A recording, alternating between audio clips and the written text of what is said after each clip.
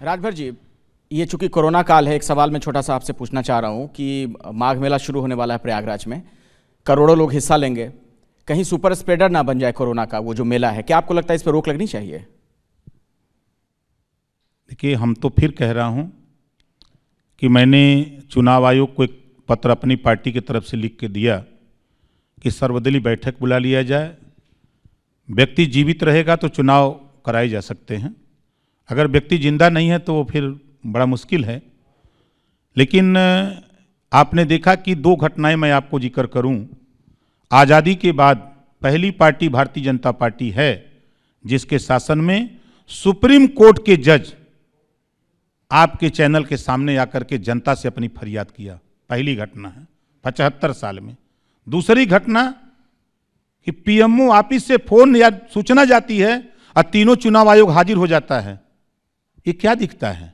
नहीं, माघ मेला बताइए ना, वो तो चुनाव मैं की वही बात कह है। रहा हूं, हाँ। वही बतिया मैं कह रहा हूं जी कि जब चुनाव आयोग पीएमओ दफ्तर जा रहा है जो स्वतंत्र संस्था है, तो चाहे मेला हो, चाहे पंचायत चुनाव हो, चाहे विधानसभा चुनाव हो, नहीं होना चाहिए आपके मुताबिक मेले का आयोजन नहीं होना चाहिए। बही हाँ। जवन भाजपा कहे वह सही। नहीं, राजभर जी क्या कह रहे हैं, मैं ये जानना चाह रहा हूँ ना, मेला राजभर हो तो कि ना हो? मैं तो कहा ना हाँ, कि पहले जीवन उसके बाद तो चुनाव, मेला भी पहले जीवन फिर मेला। मेला अगर है तो अब हम बोलेंगे तो बीजेपी के लोग जानते हैं क्या कहेंगे, ये धर्म के खिलाफ हैं।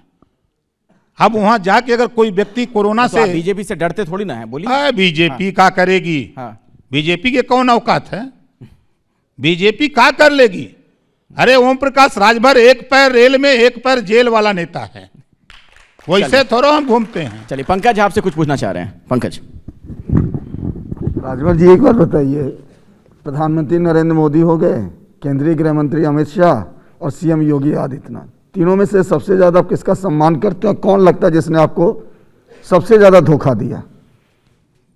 पूरे देश को अगर नंबर 1 पर धोखा दिया और दुनिया में नंबर 1 का झूठ बोलने वाला नेता कोई है तो उस नेता का नाम है माननीय नरेंद्र मोदी जी।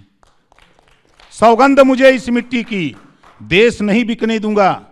रेलवे बेच दिया, बैंक बेच दिया, LIC बेच दिया, BSNL बेच दिया, कोयले की खदान बेच दिया, पूरे देश की संपत्ति बेच नंबर रहे हैं। 1 2 3 में करिए ना, कौन कौन है? बता तो रहा हूं आपको। हाँ, शुरू एक तीनों हो को गया। बता रहा हूं, आगे आगे तीनों को बता रहा हूं। जी। गरीबों को कहा कि ये हवाई चप्पल पे चलने वाले लोगों, हवाई जहाज पे उड़ाऊंगा, जहाजियों बेच दिए। अब क्या करेंगे? और तो और जो गरीब ट्रेन में जनरल कोच में चलता था वो उसे जनरल कोच वो हटा दिए। दूसरे नंबर पे कौन है? दूसरे नंबर पर जुमला बोलने में 1 नंबर दुनिया में अमित शाह जी। आप ही के चैनल पे मैंने देखा था, किसी साथी ने पूछा कि आपने वादा किया था चुनाव में 15-15 लाख का, तो अमित शाह जी ने कहा कि मैंने वजन बढ़ाने के लिए जुमला बोला था, वोट लेने के लिए। मतलब आप योगी जी का बहुत सम्मान करते हैं, आपको लगता सही है वो? इस देश में, इस प्रदेश की बात करें, देश में नहीं, अगर देश की बात करें तब भी प्रदेश की बात करें, पिछड़े दलित का अधिकार लूटने वाला अगर कोई नेता उत्तर प्रदेश में नंबर 1 पर है तो योगी आदित्यनाथ है। और आपने जो ओवैसी साहब के साथ किया, आप तो कह रहे थे कि भाई आओ 100 नहीं 10 सीट पे लड़ो, समझौता करते हैं, और अखिलेश जी कह रहे हैं कि हम उनसे समझौता करेंगे नहीं। ये चक्कर क्या है आपके और अखिलेश जी और ओवैसी साहब के बीच में?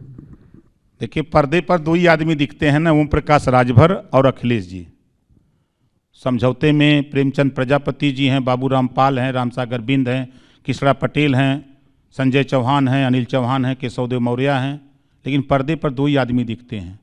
इस नाते दिखते हैं कि जो और हमारे साथी हैं वो हमारी बात मान गए कि नहीं, हम 100 सीट नहीं, हम 2 ही सीट पर लड़ेंगे, हम 2 ही लोग जीत के आवे, पहले जीत के आवे, हम 2 लोग रहेंगे तो अपनी पार्टी को बढ़ाएंगे।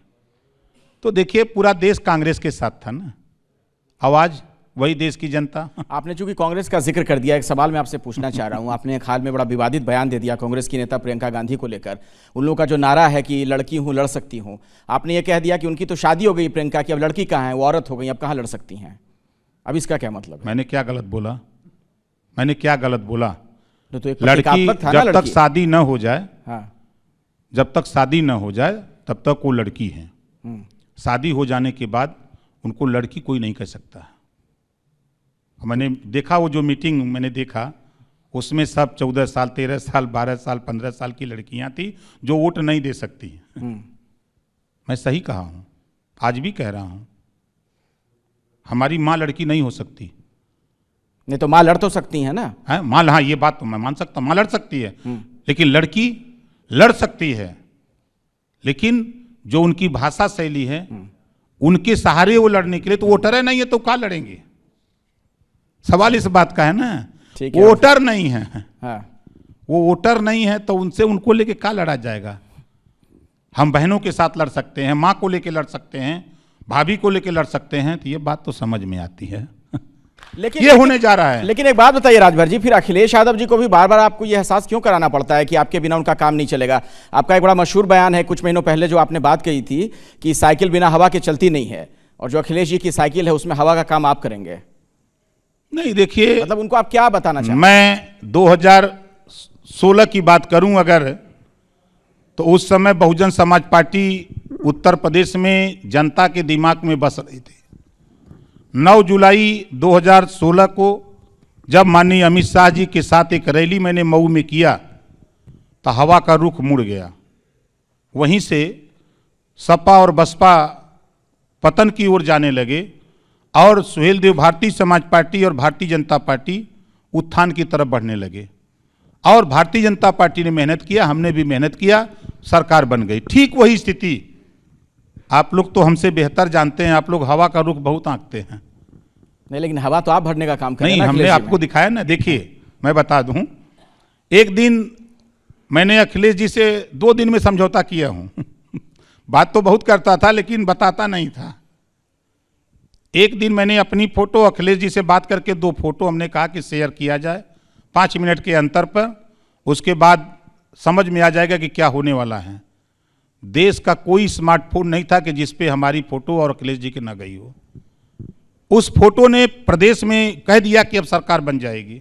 मतलब मिडास टच में है, मिडास टच आप में, मतलब जिसको टच कर दे आप सोना बना देते हैं, यही कहना चाह रहे हैं ना आप? हम 27 अक्टूबर को रैली किए मऊ में। हाँ। और उस रैली ने पूरे देश में भूचाल पैदा कर दिया।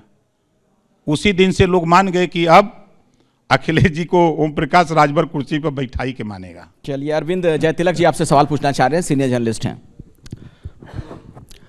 राजभर जी, अभी मैं पूर्वांचल के तकरीबन 5-6 जिलों के लोगों से मिला, विशेष रूप से जो दलित हैं, ओबीसी के लोग हैं, तो उन्होंने कहा कि ओम प्रकाश राजभर जो है पूर्वांचल के कर्पूरी ठाकुर हैं।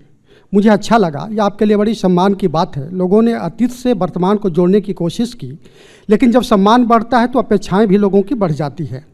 लोगों ने जानना चाहा कि जो मौजूदा सरकार है या इसके पहले की सरकारें हैं, अगर समाजवादी पार्टी की सरकार बनती है जिसमें आप शामिल होते हैं, आपको जिम्मेदारी मिलती है, तो कोई ऐसी 5 नीतियां आप बताएं जो हाशिए के लोगों के जीवन को परिवर्तित करेगा। और दूसरा सवाल ये है कि अगर आप सरकार में शामिल होते हैं तो ऐसी क्या आपके पास जो है नई पॉलिटिकल जो है केमिस्ट्री है जो भारतीय जनता पार्टी से अलग होगी जब आप शामिल हुए थे, और फिर आपका समाजवादी पार्टी से किसी तरह का वैचारिक टकराव नहीं होगा? देखिए, जिन लोगों से आपने बात किया उन्होंने अपनी भावना आपको बताई, मैं उनकी भावना का स्वागत करता हूं। कहीं ना कहीं उनको विश्वास है कि एक नेता हमारे लिए लड़ रहा है।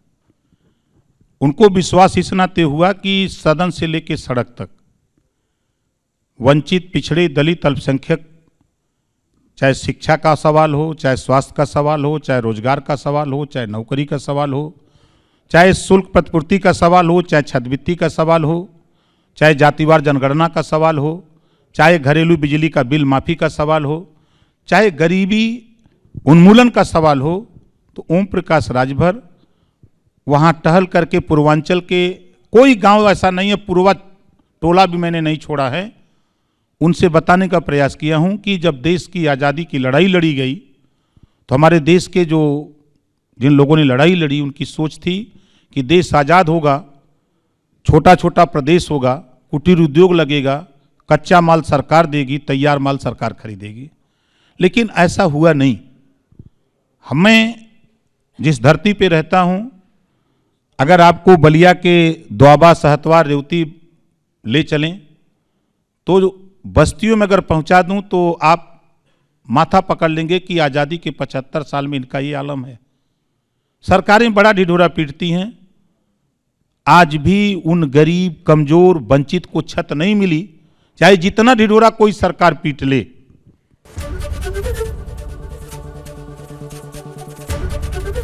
एबीपी न्यूज आपको रखे आगे।